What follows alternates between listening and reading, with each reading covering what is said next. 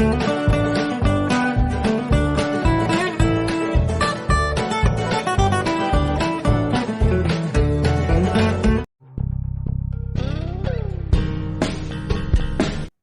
Pickwick Papers by Charles Dickens. Chapter 1. The Pickwickans. The Pickwick Club of London was devoted to the pursuit of knowledge and the even more noble idea of sharing what they knew. On 12th May 1827, the members of the Pickwick Club held a meeting. They decided to convert themselves into a travelling society.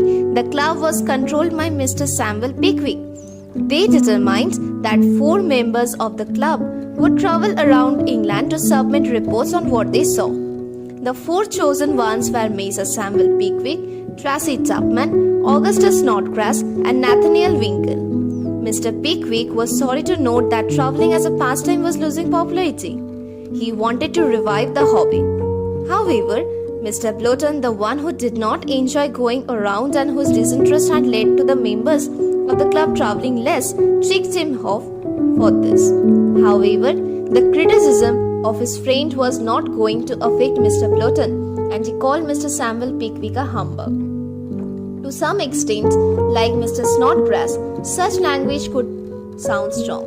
So, he pointed out that using such language was an affront on the decorum of the respectable Pickwick Club, but Mr. Blotton was unfazed by such criticism. The 4 were rather an odd group. Mr. Pickwick had been a businessman, but had retired since. The kind man fancied himself as a philosopher, though his thoughts had never been thought-provoking. Mr. Tupman fancied himself as a ladies' man, though he had no success among the ladies to prove so.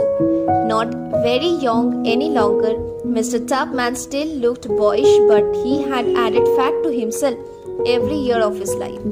The result now showed Augustus Snodgrass was a poet without a poem, and Nathaniel Winkle was an athlete with no laurels to prove any success outdoors. So, the journey began. The Pickwickans met at the commencement of the journey.